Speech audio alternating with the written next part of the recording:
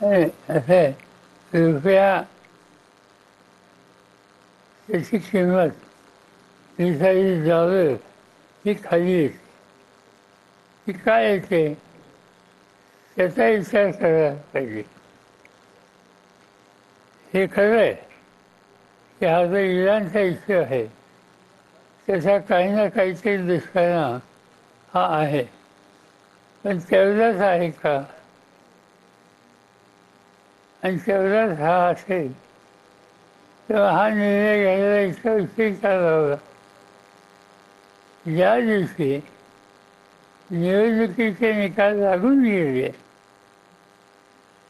त्या दिवशीपासून हे सगळे निर्णय घेतले. निवडणुकीच्या प्रक्रिया चालू होती त्या काळात हे गांभीर्य देशाच्या नेतृत्वाला आलं नसतं. त्या सर्व निवडणुकीच्या काळामध्ये कधीही या पद्धतीची जनतेमध्ये जागृती करावी हा विचार आला नाही. इनफॅक्ट मी कालचा परवा हे बघत होतो की सोमनाथाचं मंदिर जे आहे, त्या सोमनाथाच्या मंदिराला 75 वर्ष झाली म्हणून प्रधानमंत्री तिथे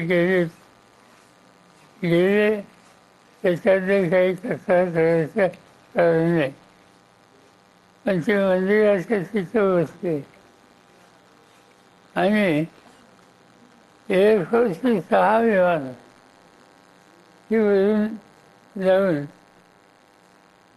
त्या कार्यक्रमात सहभागी झालेली. म्हणजे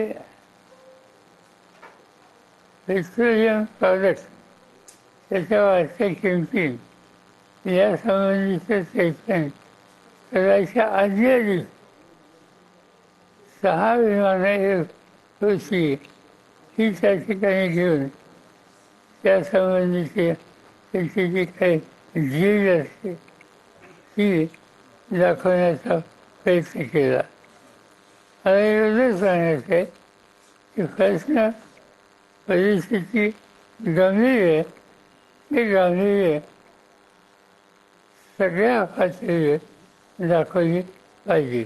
पंतप्रधान म्हणतात की सोनं खरेदी करू नका, परदेश प्रवास टाळा. याचा परिणाम हे व्यतिरेक शक्य आहे का आणि याचा परिणाम आपल्या अर्थव्यवस्थेवरती काय होऊ शकतो? असं आहे की खरेदी करू नका हे सांगणं या स्थितीत याचा अर्थ एकच आहे की आपल्या करन्सीची जी व्हॅल्यू आहे ती घसरून द्यायची नाही हा त्याचा अर्थ येतो आहे. आणि तो हा चुकीचा आहे असं मी म्हणत नाही. एका बाजूने आपण हे म्हणायचं आणि दुसऱ्या बाजूने खर्च कमी करायला इतर अनेक गोष्टी आहेत तिथेच्या प्रशासनामध्ये त्याच्याकडे दुर्लक्ष करायचं. या दोन्ही गोष्टी परस्पर विरोधी आहेत.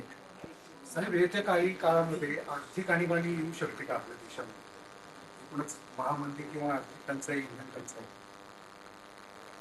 असं आहे की मला स्वतःला असं वाटतं की प्राईम मिनिस्टरचं स्टेटमेंट आल्यानंतर देशातल्या नागरिकांनी त्याचं गांभीर्य ओळखलं आणि त्याच्यामध्ये लोकांचं सरकारचं राहील त्याच्याशी सुसंगत भूमिका आणि त्याच्यात सातत्य हे राज्य आणि केंद्र सरकारमधल्या सगळ्या घटकांनी ठेवलं तर एक्स्ट्रीम पोझिशन होईल. हे जी चिंता आहे कदाचित ती येणार नाही, पण त्याची काळजी घेतली पाहिजे. तुम्ही पंतप्रधानांच्या आव्हानाला प्रतिसाद देणार आहात का? देणार असाल तर तो कसा? कारण असं दिसतंय राज्यभरातल्या सगळ्या नेत्यांनी त्यांच्या गाड्या बदलल्या, कोणी इलेक्ट्रिक वापरते, कोणी टू व्हीलरवर जाते.